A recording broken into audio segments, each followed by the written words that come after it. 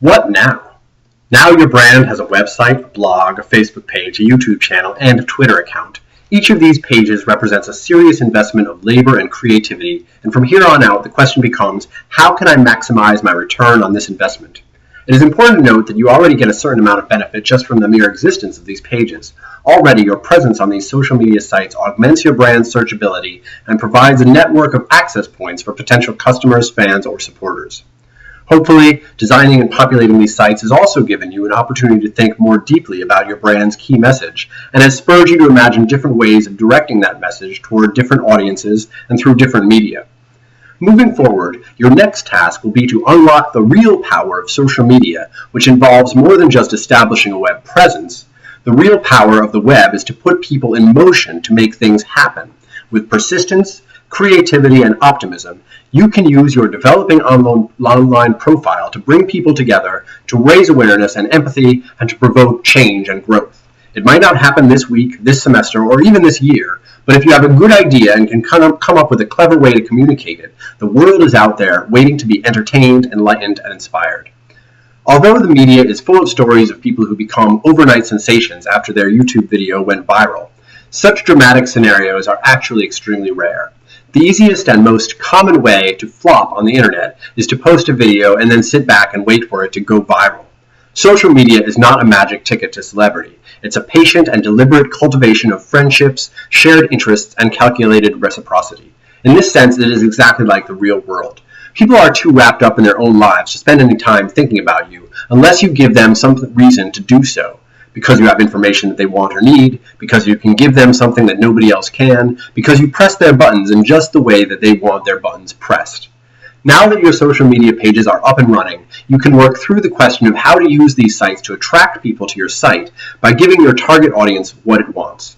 No matter what you are trying to do with your social media activity, whether you are feeding the hungry, promoting a rock band, or sharing information about local schools, your audience always wants the same thing. They want to feel appreciated, and they want to feel like they're part of something. They want to laugh, and they want to think, and they want to turn on their computer and have something interesting, diverting, or edifying to read or to watch. This week, you will continue to build up the content on your social media sites. This will be a time of experimentation, discovery, and open-ended evolution. If you are lucky, you may even already be interacting with other people through your sites. This is a crucial time in the development of your brand. The more active you are during this phase-in time, the more likely you are to learn about how to use these social media tools most effectively to communicate your key message. You might even discover that your key message itself might undergo adaptation and reconstitution. Here are some ideas of how to use your social media presence in a way that will disseminate your message, attract viewership, and provide you with an opportunity to reflect on the past, present, and future of your brand's mission. Each suggestion is followed by an example of how Keep Edgewood Beautiful used this technique to inform their online activity. Number 1, tell your story. People love a good story. Indeed, whenever people love anything or anyone, what they really love is the story of that thing and the way that story reflects on and intersects with what they value in life. As someone who has launched an online campaign to promote a brand that you invented, you have a very compelling story. What gets you up in the morning? Where did your motivation come from? How did you become so passionate about your brand's mission? What people in your life have taught you or inspired you? What stories can you tell that illustrate the value of your brand? So here's the example. As part of my Keep Edgewood Beautiful campaign, I posted a picture to my website of a time my fiancé and I went to Edgewood Park. I wrote a blog post about that day. In my blog entry, I focused on how the pristine beauty of the park was part of what made the experience so magical, and then I contrast that memory with the piles of trash I've seen in the park recently. I took some pictures of the piles of trash and posted them to Twitter along with a critical caption and some hashtags that would link the tweets to other tweets about urban beautification. I walked through the park with a video camera to provide a tour of some of the park's problem areas, and I posted the video to YouTube, linked it to my Facebook page, and I invited my Facebook friends to post their own pictures of litter that they see in their own neighborhoods and to share their own stories. So this is the second idea, brag about your progress. Social media provide an unparalleled opportunity to show the world the progress you are making toward achieving your goal.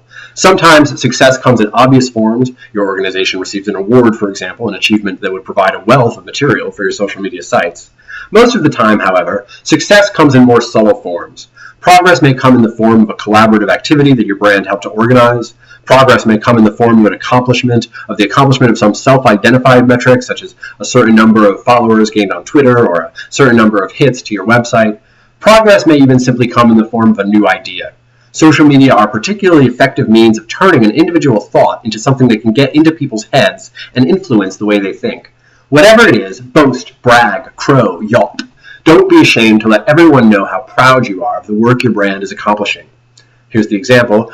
Keep Edgewood Beautiful asked all of our members to live tweet their most recent cleanup-a-thon. This allowed us both to document the interesting kinds of litter we found in the park, as well as to show our audience what a difference a few hours of work can make in changing the park's appearance. After the cleanup-a-thon, we filmed a short YouTube video to show that, in addition to cleaning up the park, KEB also fulfilled another important goal of helping to enhance the sense of community in the Edgewood neighborhood. On my Facebook page, I encouraged people to share their thoughts about the cleanup-a-thon, and I tweeted a link to our Facebook page to some local news venues with a message about what a great story our organization would make. Inspired by the success of the event, I wrote a blog post on the importance of community projects and environmental conscientiousness that stands as my definitive statement about what Keep Edgewood Beautiful means to me. So, third idea, become a resource hub.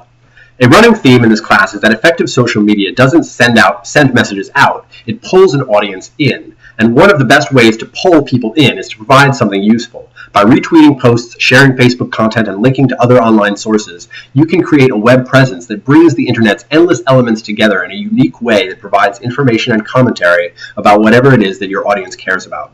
Linked or shared content can bring audiences to your sites, but to keep them there, provide a forum where your audience can provide you with content directly by posting their own comments and linking to other content.